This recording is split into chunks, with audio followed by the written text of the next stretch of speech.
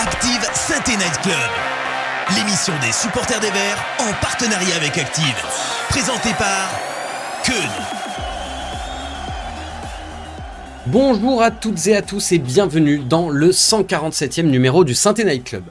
Nous sommes le lundi 26 août 2024 et la SSE, notre club de cœur, s'est incliné face au Havre 0-2 à domicile après avoir déjà perdu lors de la première journée à Monaco. Dans cette situation, je pose la question. Est-ce que ça sent le gaz pour Gazidis ? Sous la direction de Us Family, va-t-on terminer la saison Fanny ? Ok, on perd un match, mais le mercato n'est pas fini. Qui a besoin de sous casse la tirelire. En espérant que Tenenbaum ne prenne pas tout ça à Larry Golade. Bref, cet enchaînement de jeux de mots sponsorisé par Joss Randall étant terminé, évidemment, vous le savez, vous êtes en présence de supporters, certes, mais pas de supporters aveuglés par le court terme, donc bien sûr, on ne va pas tomber dans le catastrophisme ce soir, mais on va quand même essayer de débattre autour des choses à améliorer d'ici la semaine prochaine et la rencontre contre Brest. Vous l'aurez compris, au programme de ce soir, débrief de la défaite face au Havre, point mercato avec les infos les plus fraîches, projection sur le match contre Brest et petit quiz pour le plaisir. D'ailleurs, le point mercato, restez bien avec nous parce que j'ai eu Clément, notre spécialiste mercato, au téléphone juste avant l'émission et il y a du nouveau. Pour discuter de tout ça, je suis accompagné ce soir par Elias. Bonsoir Elias. Salut Keun, salut tout le monde. Comment vas-tu ? Ça va plutôt bien, heureux de retrouver le SNC. Eh oui, c'est ta première de la saison là. Ouais, pour débriefer une défaite, on aurait préféré débriefer une victoire, mais bon, on va faire avec, on a pas mal de choses à dire, donc c'est pas mal. Ça viendra. On est également accompagné par le parrain de cette émission, Timothée Mémon. Bonsoir Tim. Salut à tous. Comment vas-tu ? Ça va très bien, merci. Après un été plein d'euros, plein de JO, et le retour de Saint-Étienne en Ligue 1, pas à la hauteur de ce qu'on espérait, mais je prendrai dans cette émission la patience, vous allez le voir. Encore le feu. Oui, bon, il y a pas le feu, c'est que la deuxième journée, le mercato n'est pas terminé. Bien sûr, comme je le disais, on va pas tomber dans le catastrophisme dès ce soir. Avec nous, donc, on aura aussi Clément qui viendra nous parler du mercato. Et puis, vous êtes là en live avec nous. Donc, pour faire remonter vos remarques dans le chat, Gab s'en chargera ce soir. Bonsoir Gab. Salut Keun, salut tout le monde. Comment tu vas toi ? Bah écoute, 2 émissions, 2 défaites pour l'instant sur ce retour en Ligue 1. Donc j'ai pas encore connu ma première victoire en Ligue 1, donc un peu difficile, mais écoute, j'espère que c'est pas Karl qui aura la première victoire. Mais, ouais, bah on espère mais ça va quand tous, même. hein. Et puis le premier but marqué aussi. Qui aura l'honneur de débriefer le premier but marqué, ça on verra. Bref, que vous nous écoutiez donc Aussi, en podcast, en direct sur Twitch ou sur YouTube, c'est parti, jingle, bonne émission. Active Saint-Étienne Night Club, le débrief. Alors messieurs, on va commencer donc bien sûr avec le débrief de la défaite face au Havre. Et première question assez large. Votre ressenti à chaud, Timothée, qu'est-ce que tu retiens principalement de cette rencontre ? Ce que je retiens, je pense que beaucoup de supporters l'ont retenu, c'est qu'on est sorti de la rencontre face à Monaco avec une défaite encourageante. J'aime pas bien le terme, mais c'est le cas.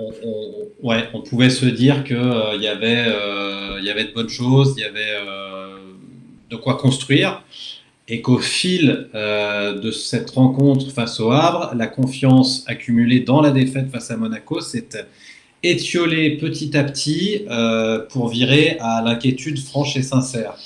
Je pense qu'on va avoir le temps d'en parler, mais à la fin du match, j'étais extrêmement agacé, extrêmement déçu, extrêmement triste. D'abord d'avoir entendu le chaudron résonner aussi creux, mais ça, le peuple vert n'y est pour rien. La LFP y est pour beaucoup. J'étais très agacé de ça et je ne sais pas si c'est mon penchant supporter qui quelque chose en moi me disait il vaut mieux que ça arrive maintenant que dans 2 semaines. Ouais. Parce que pour moi, ça pointait des carences flagrantes et qu'il vaut mieux les voir tant qu'il y a encore possibilité de les pallier plutôt que de les voir début septembre. Voilà, en cours. Donc pour toi, de la patience, mais quand même un peu plus d'inquiétude suite à la défaite contre le Havre par rapport à la défaite contre Monaco quand même. Oui, là où je prône la patience, c'est qu'en fait, c'est pas parce qu'on est la S Saint-Étienne, c'est pas parce qu'on est le plus grand club de France qu'on doit s'absoudre de réapprendre la Ligue 1. Et réapprendre la Ligue 1, ça passera par des contre-performances, ça passera par des défaites contre des adversaires directs, ça passera par des matchs comme ça où tu donnes un penalty idiot dans une situation où l'attaquant est loin d'être en mesure de marquer et où tu donnes un corner idiot dans une situation qui doit faire touche. Donc en fait, tu donnes le bâton pour te faire battre. Je nous ai trouvé inférieurs au Havre, mais je nous ai trouvé inférieurs au Havre principalement pour les raisons que l'on voit chaque année entre un promu qui vient d'arriver en Ligue 1 et une équipe qui a déjà joué quelques saisons. Maintenant, il y a des carences flagrantes dans l'effectif. Le board a quelques jours pour régler ça. Ouais. Et on en parlera tout à l'heure de ça. Elias, je me tourne vers toi. Toi, de ton côté, les principaux enseignements de cette rencontre? Je trouve que je rejoins un peu Timothée sur tout ce qu'il a dit. Je suis assez d'accord avec lui. Et moi, j'étais au match et j'ai senti cette frustration, cet énervement et cette tristesse de la part du public en général. Et après, en suivant les réseaux sociaux le soir et le lendemain du match, j'ai vu que ça faisait écho. Alors que moi, j'étais plutôt détaché de cette défaite en me disant c'est que la 2e journée, on vient de remonter. L'effectif, il n'est pas du tout complet, même s'il reste qu'une semaine et qu'on peut se dire que oui, ça fait peur. Mais j'étais plutôt pas triste, assez déçu de la performance collective de l'équipe par rapport à ce qu'elle avait montré à Monaco. Et je me suis dit que par rapport à un adversaire beaucoup plus faible que Monaco, même si on respecte le Havre, on s'attendait à mieux. Mais je me suis dit aussi que c'était que la 2e journée, que il y a eu 2-3 nouveaux joueurs, un jeune qui débutait, donc que voilà, c'était pas l'effectif qui allait finir la saison, que c'était pas l'effectif qui allait jouer même toute la saison.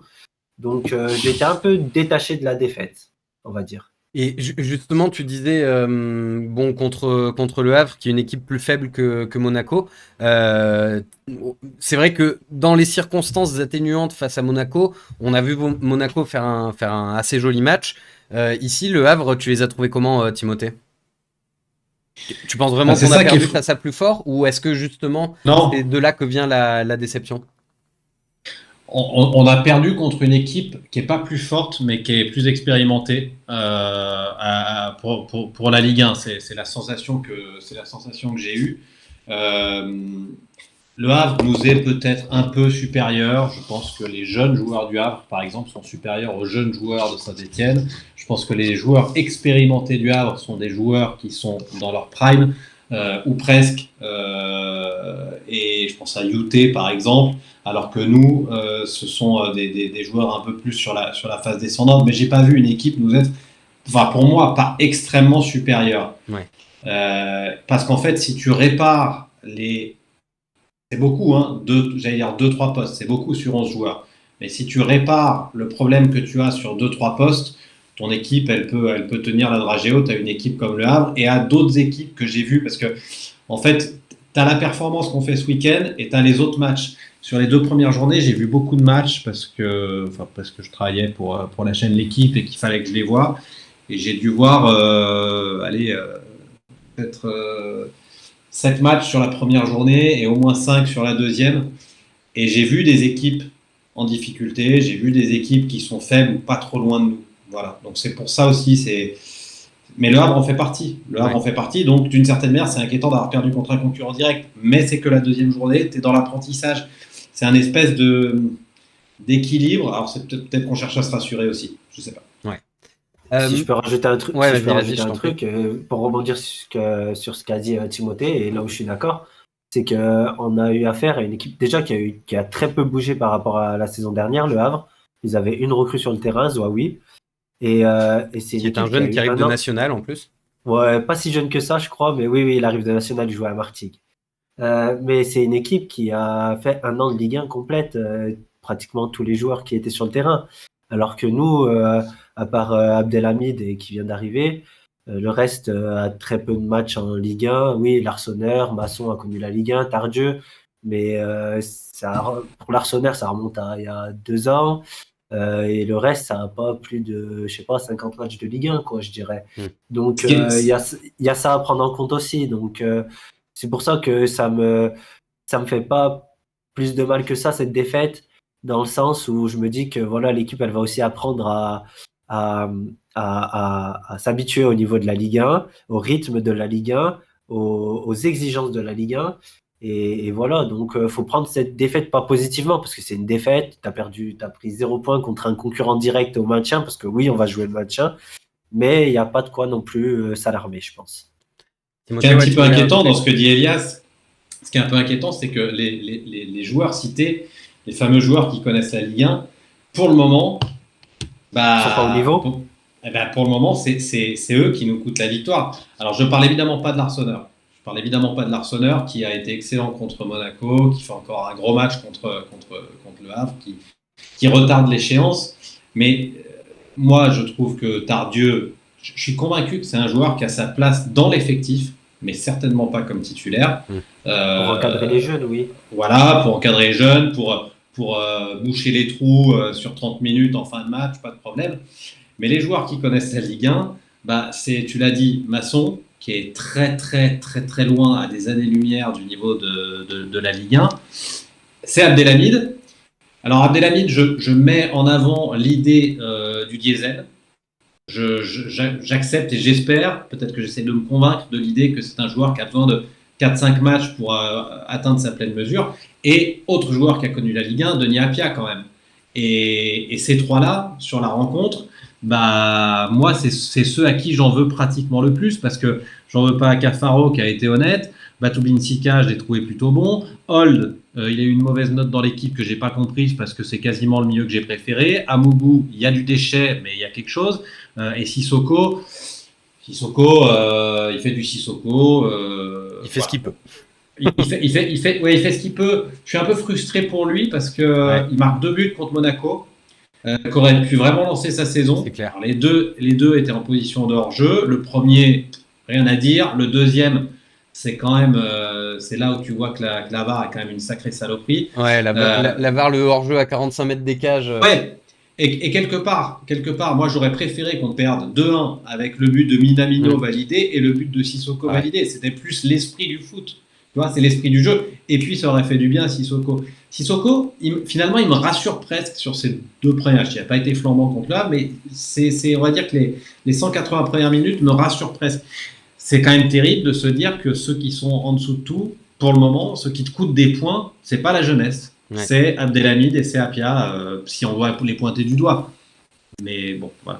Gab, je me tourne vers toi. J'ai vu que tu avais demandé un petit peu le ressenti global général dans le chat et j'ai vu que tu avais fait un petit sondage. Qu'est-ce que les gens retiennent en gros de cette rencontre ? Globalement, je pense qu'il y a pas mal de déceptions, comme disaient nos 2 chroniqueurs, puisque sur le sondage, c'est surtout le fait qu'on a été moins bon qu'à Monaco, qui est revenu en grande majorité. Donc, ce qui est un petit peu désolant parce que Monaco est quand même beaucoup plus fort sur le papier que le Havre. Et sinon, dans les messages, on a Dauphino Maniac qui nous dit Abdelhamid a pris l'eau de toutes parts, notre jeune latéral droit. Donc Nzuzi qui a également été mauvais. On a pas mal de messages qui reviennent sur le fait sur ce match on manque de latéraux, c'est ce que nous dit Machado 25, et d'un numéro 6 pour bien poser le jeu.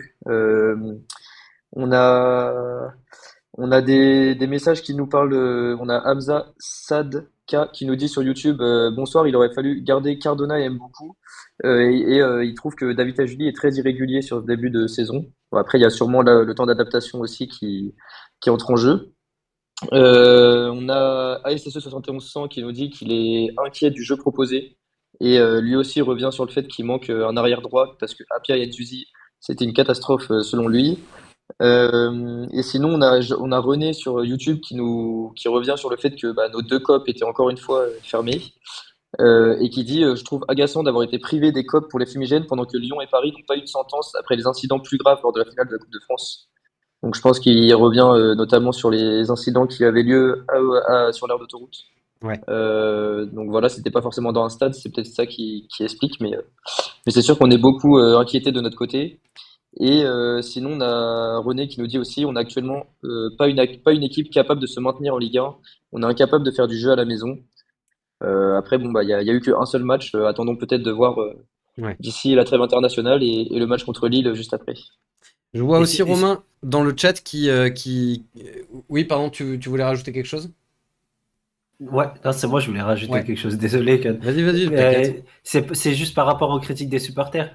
Quand j'entends dire oui, on n'a pas le niveau Ligue 1, oui, peut-être, mais à l'instant T, d'ici 1, 2 mois, il y aura de la progression individuelle et collective. Enfin, moi, je l'espère.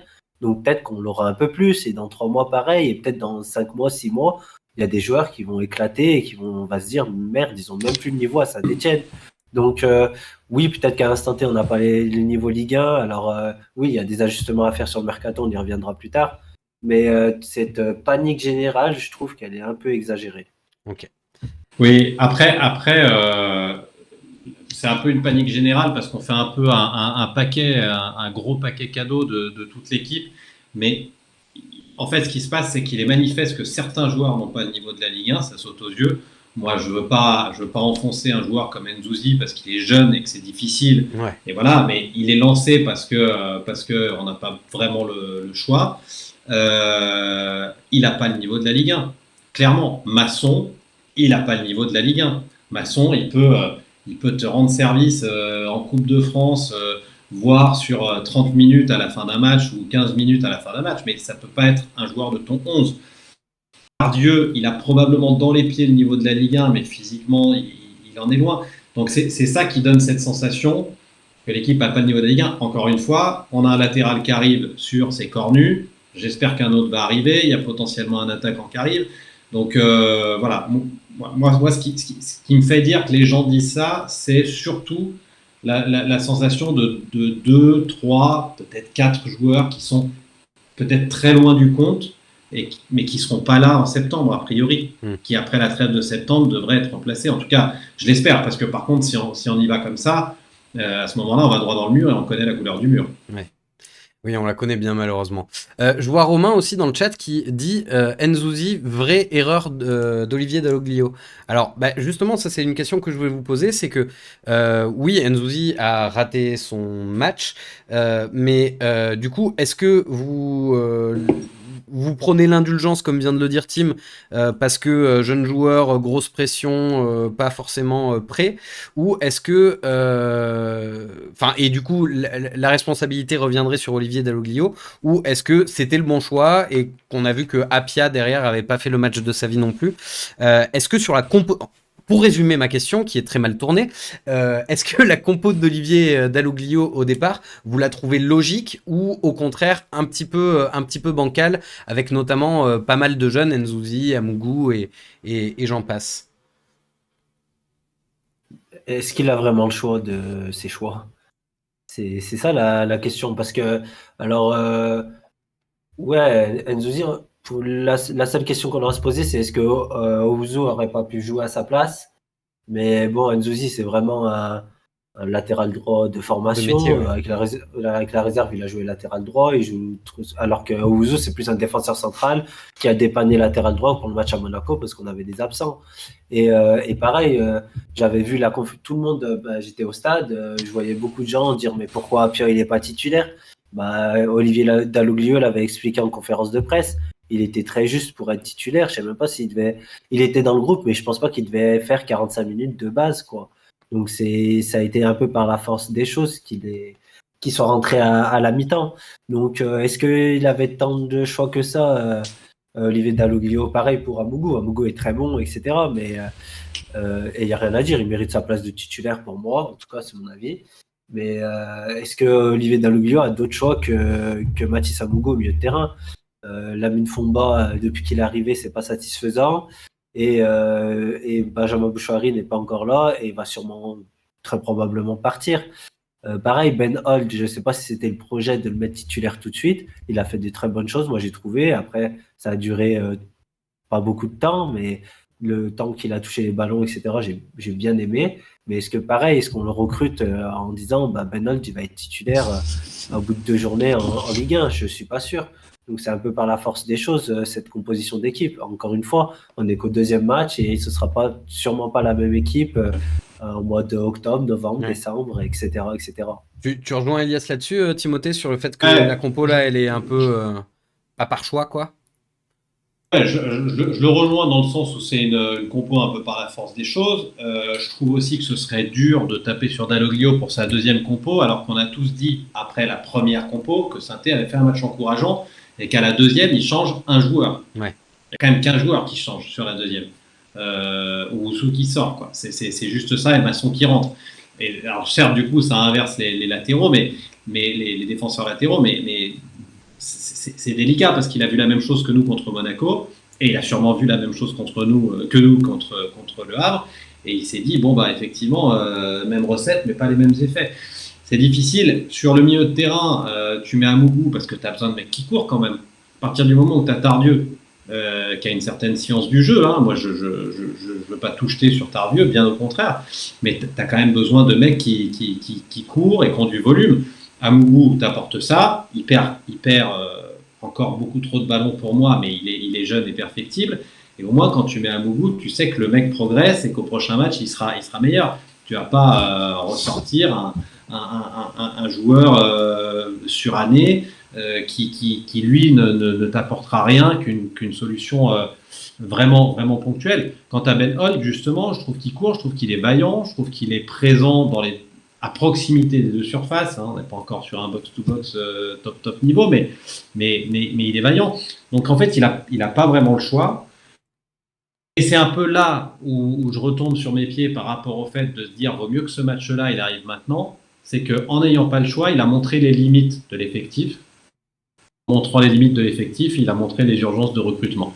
Ouais. Voilà. Malgré lui, parce qu'on sait tous qu'il aurait préféré prendre 3 points et qu'on fasse un match de dingo et qu'on se dise en fait c'est bon, l'effectif il est prêt, on se serait peut-être planté, tu vois. Si on leur avait mis 3-0 avec un coup du sort, un carton rouge, machin, on se serait peut-être trompé. On aurait peut-être eu tort de se dire ouais, cette équipe elle est prête, mais enfin ça se voit quand même qu'elle n'est pas tout à fait prête. Au niveau après, de... si je peux rajouter quelque chose très vite fait. Après, là, je suis tout à fait d'accord avec Timothée. Et en fait, Olivier Dalloglio, il est un peu, on va dire, gagnant dans l'histoire sur ce match. Parce que il aurait gagné, on aurait dit, voilà, même avec un effectif un peu amoindri, il a réussi à faire des choses, etc. Et là, il montre juste les limites de l'effectif qu'il a sous la main. Donc, il met un peu la pression à ses dirigeants en leur disant, voilà ce que j'ai sous la main. Donc, est-ce qu'il me faudrait un peu plus de matière? Là où je vais l'attendre au tournant, c'est quand l'effectif sera complet et de voir s'il a des solutions tactiques pour faire avec l'effectif qu'il a, qu'il y ait des recrues. De toute façon, il va avoir des recrues, c'est sûr, 1 ou 2 ou 3, je sais pas. Mais après, il aura un effectif et il va falloir qu'il trouve des solutions pour enclencher la machine à la suite. On a parlé pas mal de la ligne défensive. J'aimerais qu'on passe au milieu de terrain. On a le retour de Mouefek, normalement, qui va pas tarder à arriver.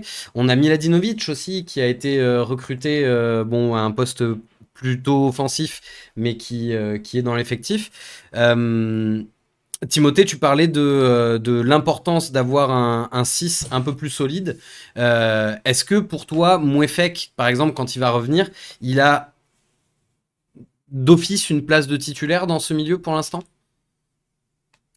Non, parce que Mouefek, si c'est le Mouefek qu'on a vu par intermittence à mon goût la saison dernière.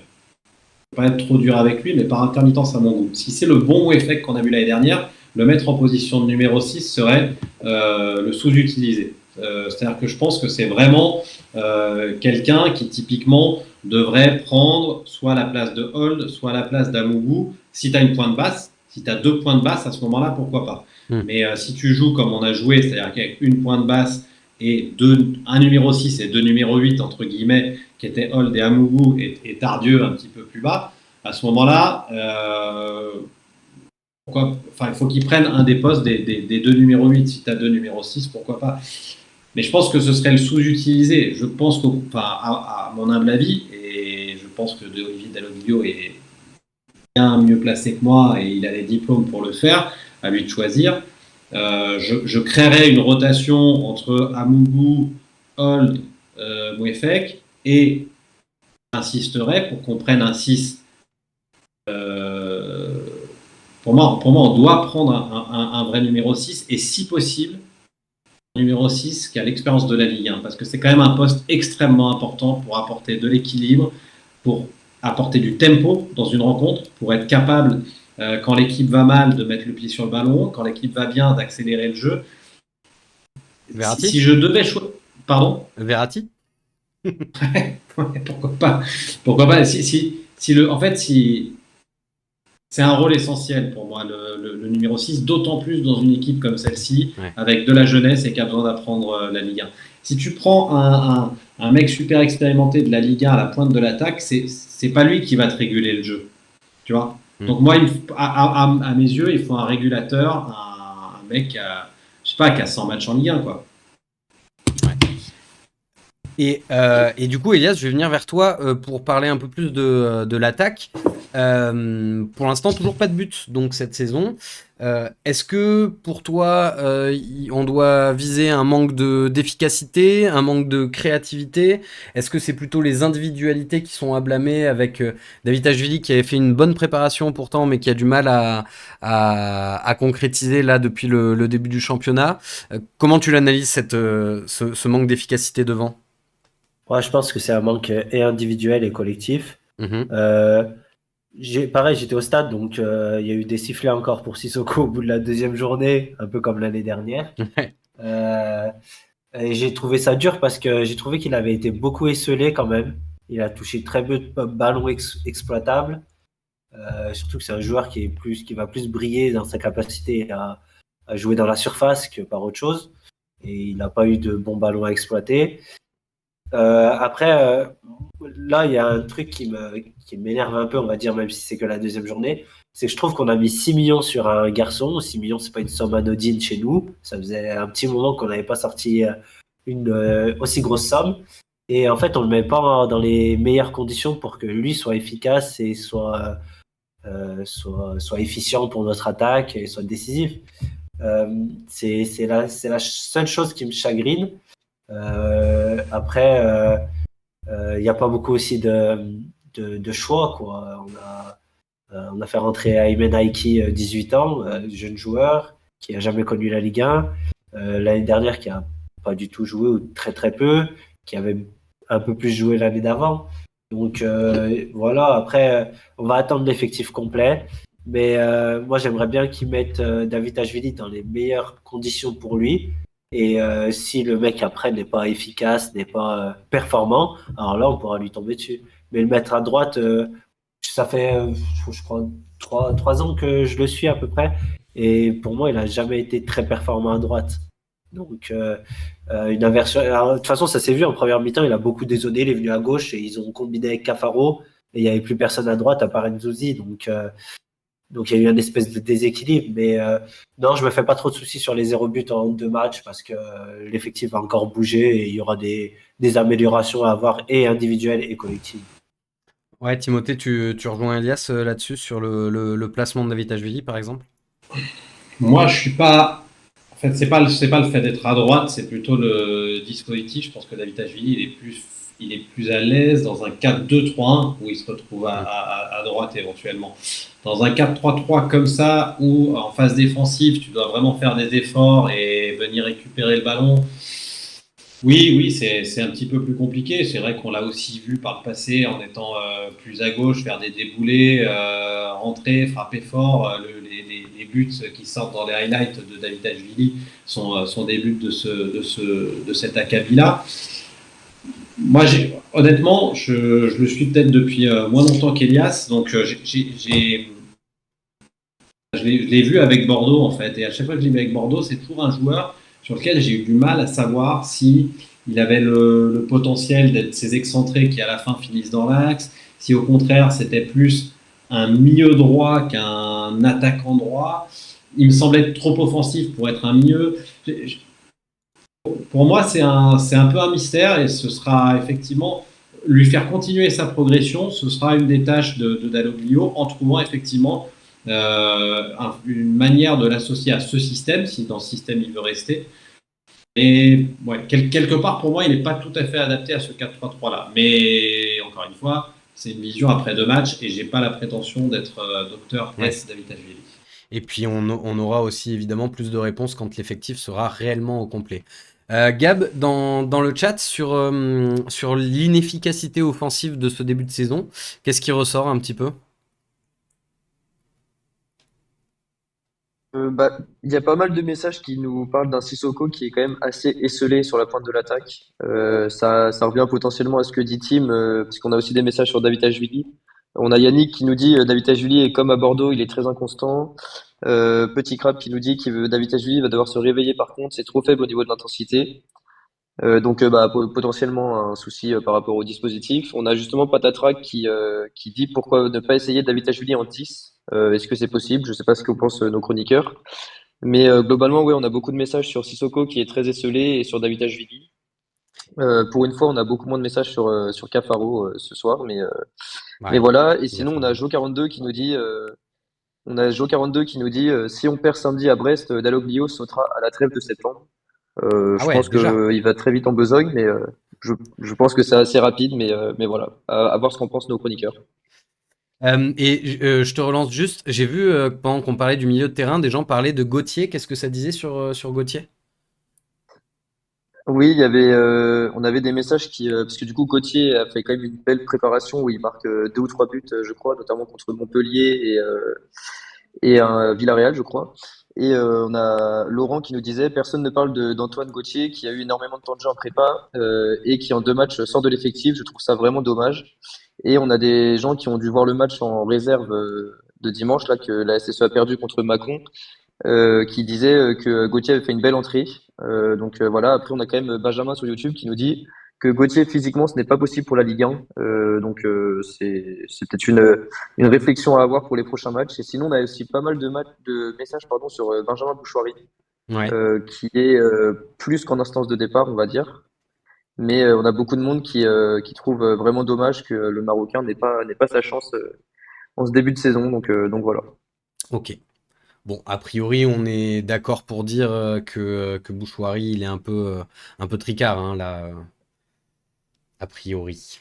Il est un petit peu tricard et puis moi Bouchouari je veux bien parce que il a un talent intrinsèque dans les petits espaces qu'on ne peut pas nier. Maintenant qu'on me montre un match où la Saint-Etienne allait mal et où Benjamin Bouchouari a porté le club, a porté l'équipe, a porté le 11.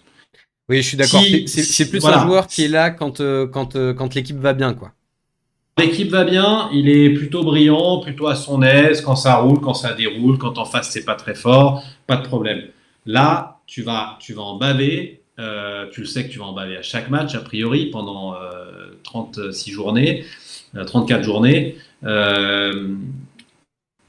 S'il nous avait montré par le passé qu'il pouvait être de temps en temps, il est jeune, donc je lui demande pas d'être un leader absolu, mais puisqu'il est fort techniquement, il pourrait au moins être un leader technique. Sauf que quand l'équipe va mal, sa technique et son efficacité disparaissent. Donc, pour moi, c'est pas un joueur sur lequel tu peux miser dans une opération maintien, ce dans quoi nous sommes. Alors, il y a Clément qui nous a rejoint. Bonsoir Clément.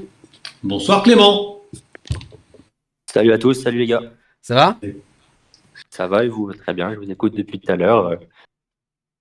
C'était un match compliqué, mais on va essayer de se rassurer avec le mercato pour être plus confiant pour les prochaines journées, on va dire. Tout à fait. Et bien justement, tu es le spécialiste mercato de l'émission et a priori, tu as des choses à nous dire ce soir. Ouais, il y a eu quelques petits trucs. Alors, la journée a commencé tout doucement et dans l'après-midi, ça s'est pas mal accéléré sur plusieurs dossiers, donc on va faire le point. Ouais. On va commencer par les départs. Ok. Donc, les départs, je commence directement par la première info neuve qui est tombée il n'y a pas longtemps, là. C'est Mermoud Bentaïg qui est en discussion avec Zamalek. Zamalek, un club qu'on connaît bien, On avec connaît, un ouais. Mostafa Mohamed qui avait duré très longtemps. En Égypte, ça parle même d'un accord club-club. Moi, j'ai pris des nouvelles à 20h. On ne m'a pas démenti un accord club-club. En revanche, pas d'accord total avec le joueur qui aurait donné son OK. Mais c'est bien un dossier actif qui est en discussion. Donc voilà, pour un prêt de Mermoud Bentaïg avec option d'achat à Zamalek. Donc voilà, à suivre, c'est en discussion. Elias, avec l'arrivée de Pierre Cornu, le départ de Bentaïg, il était quasi sûr. Ouais, même avant, je pense que dans la tête d'Olivier Dalloglio, il n'était pas dans les plans depuis un Ouais. petit moment. En tant qu'arrière gauche, il a pratiquement jamais joué à ce poste avec le coach. Quand il a joué, c'est quand on perdait et qu'il fallait vite revenir. Mais sinon, il avait fait les fois où il les faisait rentrer, c'était plutôt en tant qu'ailier gauche. Hmm. Donc, à partir du moment où tu montes en Ligue 1 et le gars est déjà pas trop dans les plans en tant qu'arrière gauche en Ligue 2, tu te la sens pas très bon en Ligue 1. Ouais. Donc, ça me paraît plutôt logique qu'il parte. Zamalek, club historique en Afrique. Hein. Oui.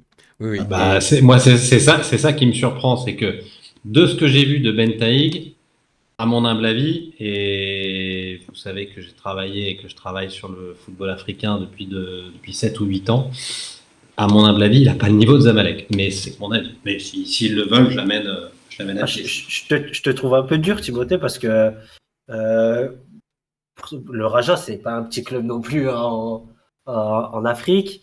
Et quand je le connaissais pas trop, je l'avais vu vite fait, mais j'en avais parlé avec des supporters du Raja et c'était plutôt dithyrambique envers lui, quoi. Donc, Alors moi, je vais te poser la question, je vais te poser la question autrement. Est-ce que tu as l'impression que, de ce que tu en as vu à Saint-Etienne, est-ce que tu as l'impression que c'est un joueur qui avait le niveau de la Ligue 1? ah non, mais après, Non, c'est un joueur, ok. c'est un joueur particulier quand même. Est-ce que tu penses que un aussi grand club que Zamalek, est un club bien en dessous du niveau de la Ligue 1? Bien en dessous, c'est dur à dire. Mais en fait, le Bah, problème c'est la Ligue des champions africaine chaque année, Ouais, ou c'est presque. vrai.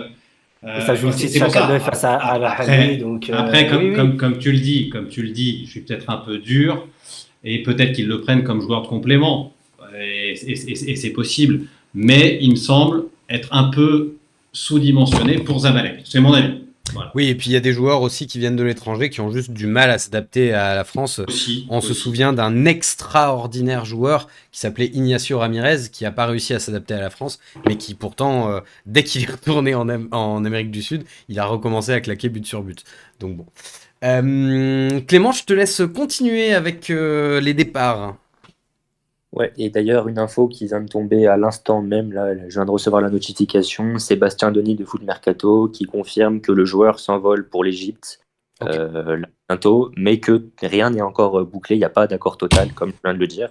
Donc ils vont essayer de trouver un accord total sur place, mais pour l'instant, c'est pas encore totalement bouclé. Donc on va rester méfiant, mais en tout cas, c'est un truc qui est plutôt en bonne voie, on peut dire, je pense. Ok. Sur les autres départs, Thomas Monconduit qui a refusé le Red Star, sorti hier dans l'équipe. Il y a plusieurs autres clubs de Ligue 2 qui sont intéressés par Monconduit, mais pour l'instant, il a toujours refusé de partir. On sait que Monconduit il a un contrat très, très juteux. Pas mal de contrats, voire tous, je pense, ont été revalorisés avec la montée en Ligue 1. Pas vraiment dans son intérêt de partir, on en parle chaque semaine, mais la situation pour l'instant ne semble pas avoir vraiment évolué. Anthony Briançon, pareil, qui a invité à trouver une porte de sortie. Il y a des intérêts en Ligue 2 pour lui. Pour l'instant, rien ne semble bouger. Louis Mouton, on a des clubs de Ligue 2 qui se sont manifestés aussi après le match contre Monaco où il n'était pas rentré. Un peu à ma surprise perso, parce que vu la prépa qu'il avait réalisée, je l'aurais bien vu rentrer, mais il n'était pas rentré. Bon, il est rentré maintenant là, contre le Havre, donc peut-être que ça rebat les cartes et je ne sais pas si Saint-Etienne veut le laisser partir. Mais en tout cas, il y a des clubs de Ligue 2 qui ont toqué à la porte après le match de Monaco. Et au niveau des prêts, on a toujours des joueurs qui sont susceptibles de partir en prêt. Hotman, Aiki, Owusu, Gauthier. Alors, ils partiront pas tous, mais il y a des clubs de Ligue 2 nationale qui sont dessus. Aiki, on avait sorti l'info il y a quelques jours. Il y a même une offre de Retafe en Espagne qui avait était impressionné par son match amical et qui voulait le faire signer, mais la SSE ne veut pas du tout le vendre. Donc voilà, il y a aussi pour des jeunes peut-être où ça pourrait bouger pour 1 ou 2 prêts. Pour l'instant, rien de finalisé ou presque qui a pu remonter à mes oreilles. Et enfin, vous en parlez tout à l'heure, Benjamin Bouchouari, qui est sur la liste des transferts, on peut le dire. Hein. Ça avait été convenu à son retour des JO qu'il ne jouerait pas tant que le mercato ne serait pas fini. Donc il n'y avait aucune surprise à ce qu'il ne soit pas dans le groupe pour Monaco et Le Havre. Des intérêts en Espagne, en Italie, pareil, à voir si ça va se régler ou pas. C'est un truc qui va se faire dans les toutes dernières heures, probablement. Ok. Donc là, parmi tous les joueurs que Clément a évoqués potentiellement sur le départ, est-ce qu'il y a des joueurs où vous vous dites ah lui quand même ce serait bien de lui laisser une petite place dans le groupe. Je pense par exemple à un Louis Mouton qui effectivement a fait une bonne dernière saison, une bonne préparation, ou un Eman Aiki qui est assez prometteur et on connaît son amitié avec Amougou et le fait qu'ils puissent combiner ensemble. Timothée, t'en penses quoi sur les potentiels départs? Mouton, je garde. Aiki, je prête. Parce que c'est ce genre de joueur qui a besoin ouais, exactement, qui a besoin de jouer, qui a besoin de s'aguerrir. Mais le nom sur lequel je m'arrêterai, c'est Briançon. Je suis convaincu qu'il est un peu court pour la Ligue 1. Il était parfois un peu court pour la Ligue 2. En revanche, quand vous montez, il y a une dynamique, un état d'esprit, une symbiose, une incarnation aussi, une personnification de la montée. Et je pense que tu peux pas complètement éclater le groupe qui t'a amené à cette montée. Et même si Briançon n'a pas joué les barrages et jouait moins sur la fin, pour moi, il fait partie de ces garants de cette euphorie de la montée. Alors l'euphorie, on l'a pas ressenti sur les 2 premiers matchs, mais voilà, tu peux pas complètement te Balayer, séparer balayer tous ceux qui sont montés. Je pense que là aussi, Briançon, il n'a pas le niveau pour être titulaire en Ligue 1. D'autant que, encore une fois, si la théorie du diesel se confirme pour Abdelhamid Batoubinsika, c'est pas pour moi le problème majeur, c'est pas la défense centrale qui pose un problème majeur.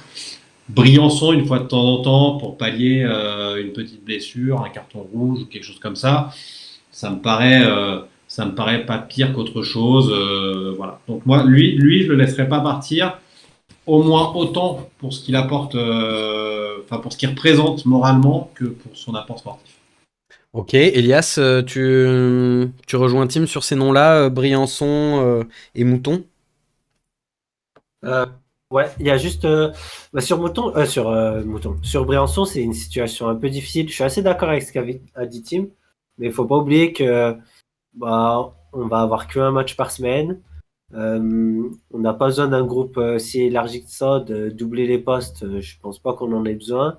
Donc, garder Briançon pour être le 4e défenseur central, sachant que tu as des jeunes peut-être qui vont pousser derrière, un Ouzou, quelque chose comme ça, et peut-être freiner leur progression. Je sais pas si c'est la bonne solution, mais je comprends totalement l'avis de Tim de dire que voilà, c'était un cadre du vestiaire, que tu peux pas exploser un groupe qui a vécu des choses aussi fortes émotionnellement et sportivement que ce qu'on a vécu en fin de saison dernière. Donc, je suis d'accord avec son avis, mais je me mets aussi à la place des dirigeants et je me dis que c'est peut-être on va dire le maillon le plus facile et le plus, on va dire, bénéfique sportivement à faire sauter. Après, oui, Mouton, je garderais en tant que doublure pour faire des entrées, des choses comme ça peut être vraiment pas mal. Après, si pareil, si on vient chercher un 6, il va avoir un temps de jeu très réduit, parce qu'il n'a pas besoin de jouer à son âge pour encore progresser. Je sais pas. Il y a Aymen Aiki, je suis d'accord avec Timothée aussi, je prêterais. Moi, il y a un joueur que je comprends pas son traitement depuis un an, c'est Antoine Gauthier.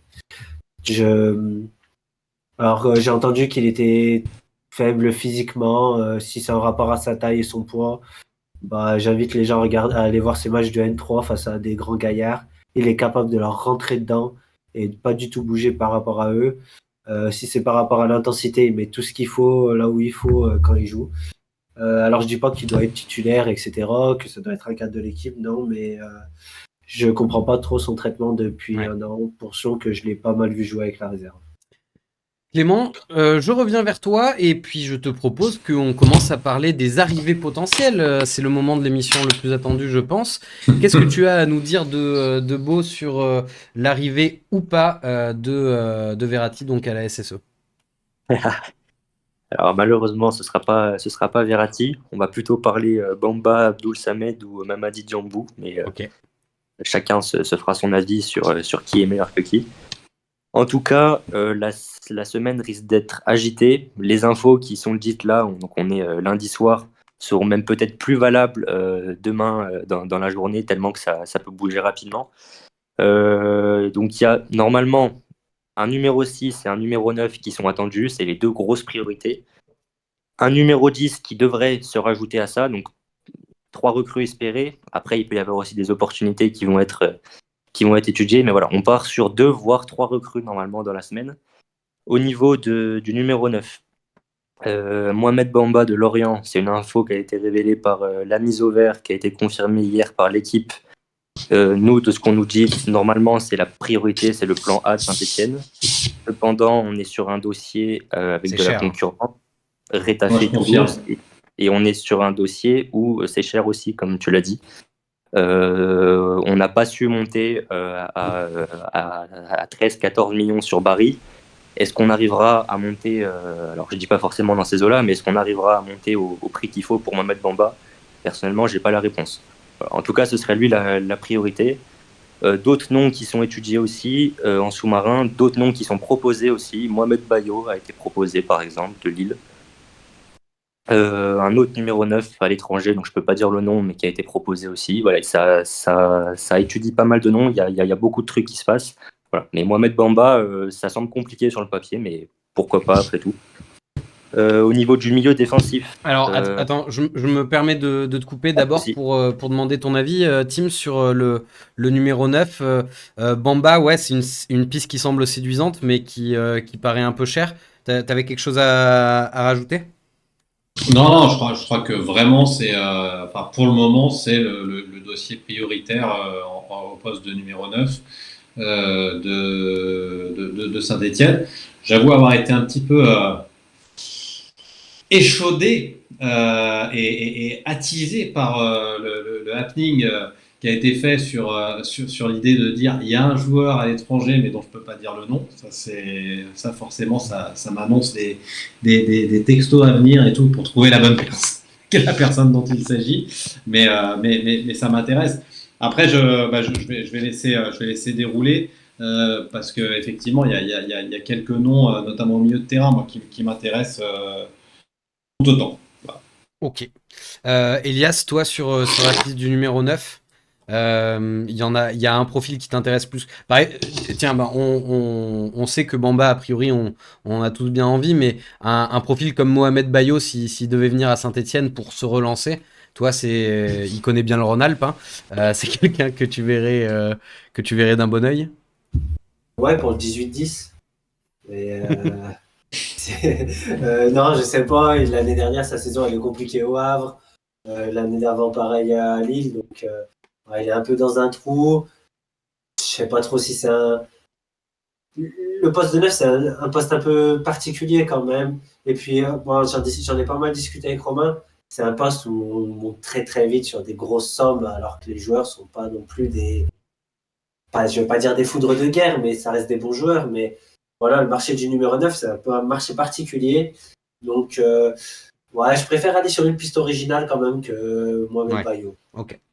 Alors, moi là où je rejoins Elias, surtout, sauf sur la dernière phrase, c'est que pour moi, dans la situation dans laquelle on est, avec la ligne d'attaque que l'on a, il nous faut des garanties sur le plan offensif.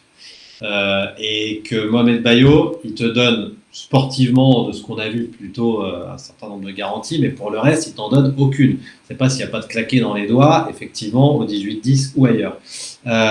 Donc moi, Mohamed Bayo, la prise de risque est trop importante. Oui. Et voilà, après vous allez me dire que Mohamed Bamba, il a fait qu'une bonne demi-saison aussi, mais j'ai eu la chance de beaucoup le voir jouer parce que j'ai beaucoup vu Lorient sur la deuxième partie de saison, la saison dernière, sur place, à Lorient, ou des matchs de Lorient sur site au stade, et il dégage un truc quand même. il dégage quelque chose en puissance, en enthousiasme, en explosivité, qui rappelle d'une certaine manière la bonne année de Bayo. L'avantage de Mohamed Bamba, c'est qu'il n'a pas les casseroles qui vont avec. Gab, dans le chat, je vois pas mal de noms circuler. Qu'est-ce qui hype le plus les gens, là, a priori, pour le poste de numéro 9 ?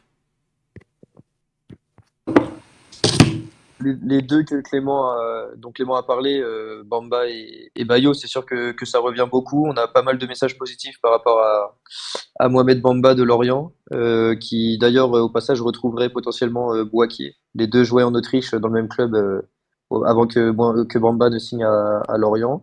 Sinon, on a quelques messages qui nous parlent de Youssouf Yazice, de l'ancien de Lille, qui est libre à présent. Pas forcément le même profil, puisque Yazice, c'est plutôt un numéro 10, faux 9, on va dire, mais donc pas forcément une bonne idée non plus. Et on avait aussi une piste qui était sortie, une piste. On avait une information qui était sortie d'un média africain qui parlait de Choupo-Moting en début de semaine dernière, ou milieu de semaine dernière. Quelque chose qui probablement, comme on l'avait dit dans l'article, ne se fera pas au vu notamment du salaire. À 300 000 balles par mois, je crois qu'il est. Ouais, 700 000 apparemment. Donc, ouais, alors deux petites choses, si je peux me permettre d'intervenir. C'est étonnant parce que c'est sorti comme je vous dis, je suis le foot africain, c'est sorti dans un média plutôt sérieux. Après, attention, 400 000 euros de salaire au Bayern. Le mec, il a 35 ans. Il va peut-être comprendre aussi, ou 36 ans même. Il va peut-être comprendre que s'il veut continuer à jouer et défendre une place en sélection, il faudra faire un effort. Mais quand tu fais un effort que tu as 400 000, c'est 200 000 et ça semble déjà beaucoup trop. Yazice, puisqu'on en parlait, manifestement Saint-Etienne cherche un 10. Je ne veux pas spoiler ce qui va être dit plus tard, mais je crois que le club s'intéressait à Mohamed Cham de l'ancien de Clermont, qui veut quitter Clermont. Moi, Yazice, j'aime beaucoup. J'aime beaucoup et je pense qu'il a cette grinta. C'est un mec qui à Lille a eu des prestations en dents de scie, sauf que quand ça comptait dans des ambiances incandescentes, j'ai eu la chance d'être présent à San Siro le jour de son triplé avec Lille face à l'AC Milan. C'est un type de coup comme ça. Une saison à Saint-Étienne où ça rigole un peu dès le début et où le stade le porte, je pense que c'est un mec qui peut faire un bien fou.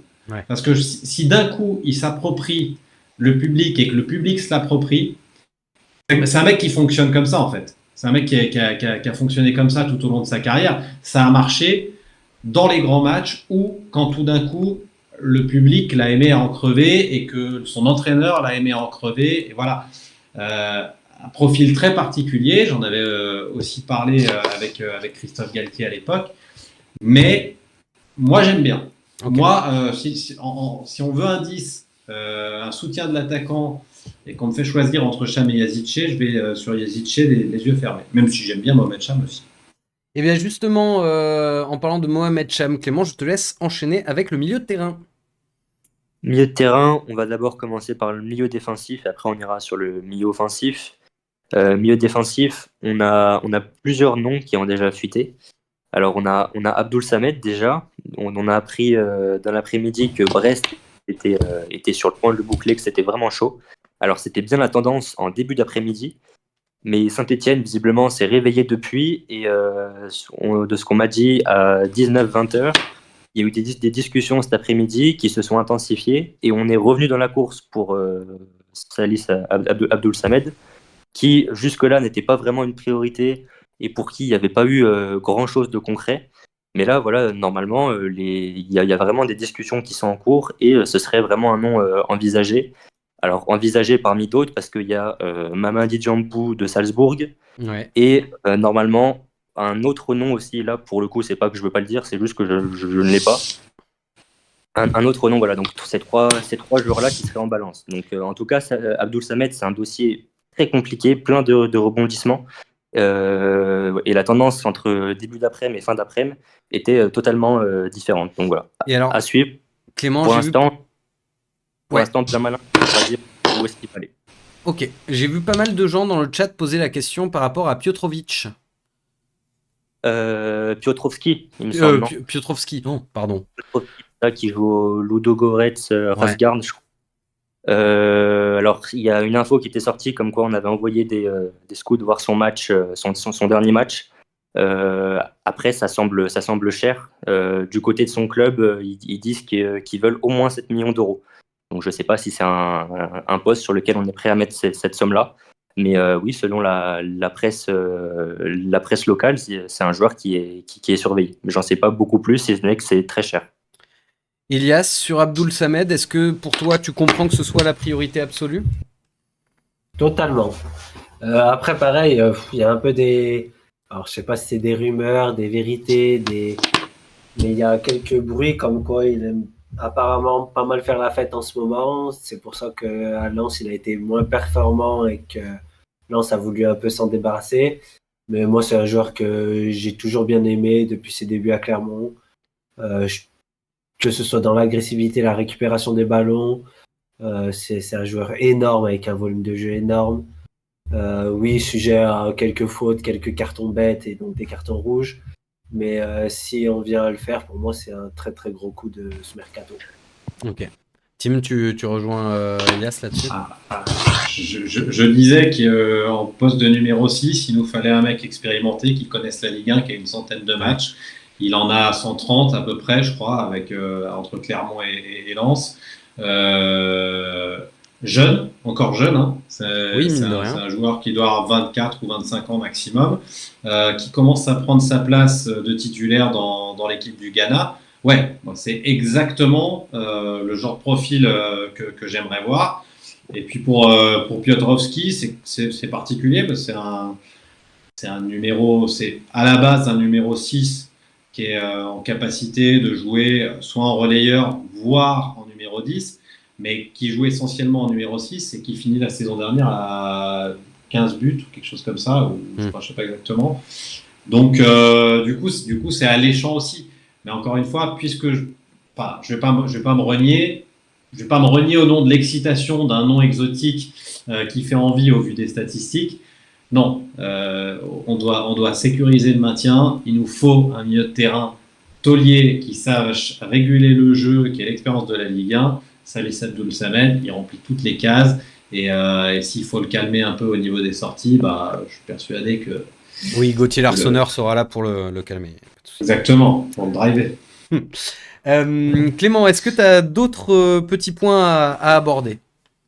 Ouais, on va parler du milieu offensif, mais juste Abdoul Samed, c'est vraiment très très compliqué. Parler de priorité absolue ou de trucs proches de se boucler, pour l'instant, moi, je n'irai pas jusque-là. Franchement, c'est vraiment galère. Chaque jour, c'est un nouveau club qui tient la corde. Je prends vraiment des pincettes sur ce dossier-là, pour le coup. Okay. Beaucoup plus que sur certains autres. Milieu offensif, du coup, ouais, Tim en a parlé tout à l'heure. Cham de Clermont qui est indésirable. Le mot est fort parce que c'est pas une question de niveau, c'est surtout une question que Clermont doit se débarrasser de certains joueurs qui ne peuvent pas rester en Ligue 2 niveau salaire et qui n'ont pas la volonté non plus de rester en Ligue 2.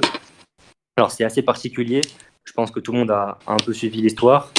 Le joueur est en Turquie parce qu'il a trouvé un accord avec Trabzonspor et ses représentants ont trouvé un accord et qu'il veut y aller. Le problème, c'est que Clermont a trouvé un accord avec Saint-Etienne, mais pas avec le club turc. Donc, pour l'instant, c'est une situation c'est vraiment très, très farfelu. Je pense que ça nous a pas mal refroidi quand même de voir que le mec était là-bas, qu'il a passé de la visite médicale, qu'il s'entraîne avec les vêtements du club, etc. Donc, c'est un dossier sur lequel on avait visiblement accéléré s'il y a un accord. Maintenant, de là à ce que ça se fasse, étant donné que le joueur est carrément sur place et force pour signer en Turquie, ça semble assez compliqué. Et pour les autres pistes, désolé à toutes les personnes qui sont dans le chat, mais j'ai aucun nom à donner à ce poste-là. Mais c'est moins une priorité que le numéro 6 et le numéro 9, mais c'est aussi un dossier qui doit se boucler dans les prochains jours. Donc voilà, c'est pour ça que je disais tout à l'heure, 2 à 3 recrues. Ça va beaucoup bouger. Ouais. Et on va être là pour vous faire vivre ça sur Peuple Vert. Donc n'hésitez pas à aller voir ça, à mettre les notifications. Et c'est parti pour cette belle semaine qui s'annonce, je l'espère. Tout à fait. Alors, j'ai été calamiteux au niveau de la gestion du timing. Merci beaucoup, Clem, pour toutes ces infos mercato. Très Pas de souci. rapidement, Timothée, un petit mot sur Mohamed Cham. Bah, il faut. Enfin, c'est un bon profil, c'est un bon joueur, mais s'il a envie d'aller jouer à Trabzon et s'il est prêt, si dans sa tête il est déjà à Trabzon, c'est pas la peine d'aller au bras de fer pour le faire revenir et que le mec vienne la tête basse et sans avoir envie de jouer. Donc moi, enfin, pour moi, c'est pas un joueur suffisamment bon pour qu'on se batte et qu'on essaye à tout prix de le faire venir. Ce sera un bon joueur. Si on doit prendre les paris, et il y aura une émission la semaine dernière qui viendra sûrement me donner tort. Moi, je pense qu'on fera 4 recrues. Oh, Je pense qu'on va prendre un 9, je pense qu'on va prendre un 6. Je pense que potentiellement, on va prendre un meneur. Mais on a un tous vu latéral. les carences des défenseurs latéraux. Ouais. Et Cornu, je ne sais pas exactement ce qu'il vaut. Très sincèrement, je ne l'ai pas vu jouer avec le Maccabi. Enfin, je ne l'ai pas vu jouer. Je ne sais pas ce qu'il vaut très, très clairement. Mais on va faire confiance au recrutement. Le problème, c'est que tous les latéraux qu'on a aujourd'hui ne sont pas au niveau. De Masson à Nzonzi à Pia. En fait, t'en as pris un, mais il t'en faut deux. Ouais. Voilà, il te faut 2 titulaires et garder ces garçons-là dont on a parlé dans l'effectif de rotation, les faire progresser, pas de problème. Je ne parle pas de les jeter au feu, mais voilà. Donc je pense qu'on fera 4 et que la semaine prochaine, vous pourrez dire que je m'étais trompé. Eh ben, on verra bien ça.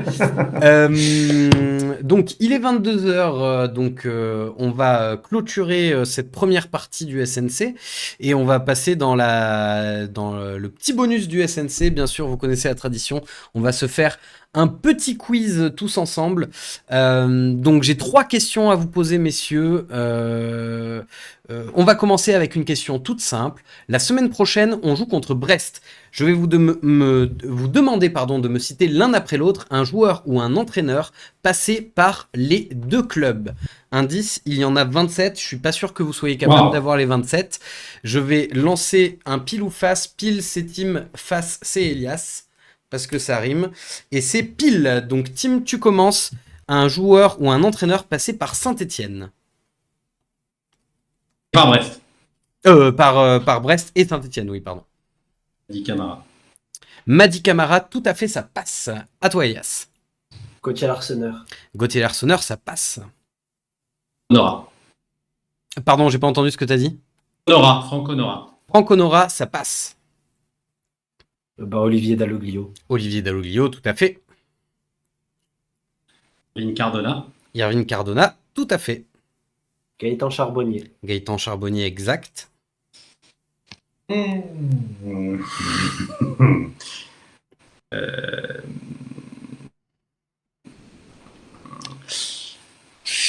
J'ai un Dernis. Geoffrey Dernis, bien joué. Y est. Nolan Roux. Nolan Roux, tout à fait. Ah, bien sûr, bien joué.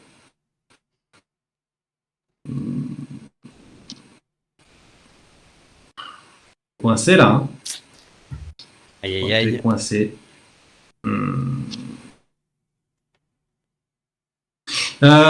Si. Pas sûr. Paul Bass, je suis pas sûr. Paul Bass, tout à fait. Paul Bass est passé par Brest aussi, effectivement. Elias, est-ce que t'en as un autre? Pierre Gabriel. Ronaël Pierre Gabriel, bien joué, il est passé par Brest. Bien vu ça.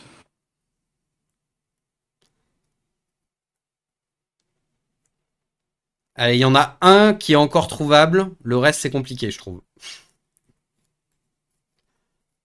Ah, j'en ai un. Ah, mais j'ai eu de la chance par contre. Tim, je vais devoir commencer un décompte. Duprat. Pascal Duprat, tout à entraîneur, fait. Ça compte. Ça passe, Ouais. Pascal Duprat. Ah, Ok. C'est celui-là regardé- que t'avais? Non, j'ai regardé son historique tout à l'heure, c'est Neil Maupay. Neil Maupay, effectivement, est passé par Ah, Brest. bien sûr. J'avais vu des rumeurs, je voulais voir par où il était passé aussi, et je savais qu'il avait joué à Saint-Étienne, et j'ai eu Brest, et voilà. J'ai eu énormément de chance, mais là après. Tout à fait. Est-ce que vous en avez d'autres?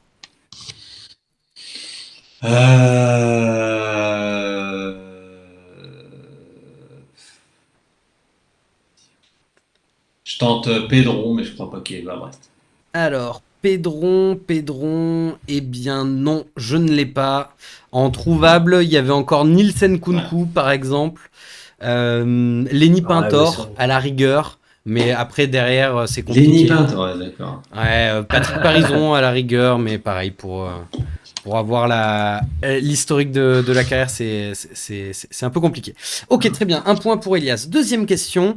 Lorsqu'il était adversaire de la SSE, combien Gauthier Larsonneur a-t-il encaissé de buts?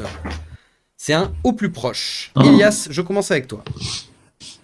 0. 0 but encaissé par Gauthier Larsonneur en tant qu'adversaire de la SSE. Quand il était à Brest ou Brest et Valenciennes? Brest et Valenciennes. Je vais dire 1 alors. 1. Et toi, Tim? Bah, c'est bien parce que si c'est le plus proche, je vais dire 2. Et c'est pas très courageux. Et ben c'est toi qui gagne, Tim, du coup, parce qu'il a quand même encaissé 12 buts en 5 matchs. Ouais, j'étais totalement à l'ouest. C'est vrai. Mais en fait, t'as peut-être pas bien joué stratégiquement. J'aurais dû dire 10. Parce que en laissant 0 ou 1, à 2, il pouvait après entre 2 buts et 500 buts. Donc, dans mes souvenirs, on s'était fait souvent tartiner par Brest et j'ai complètement oublié les fois où on les a tartinés. Effectivement, on n'a pas des très bonnes stats contre Brest. Attention, troisième question, c'est un qui suis-je? Je vais vous donner l'historique d'un joueur qui est passé par la S Saint-Etienne et il va falloir me dire qui c'est. Donc, je suis un joueur passé par la S Saint-Etienne, je suis né à Curitiba, je suis titulaire d'un passeport brésilien, mais également italien. Je commence ma carrière de joueur au Brésil, où je reste jusqu'en 2004, avant d'être repéré par Sochaux, où je vais rester... Elias. Oui. Ilan, effectivement. Ah merde, merde, il a dit son prénom. Oui. Merde, j'ai dit Ilan, il a dit Elias, j'ai dit Ilan.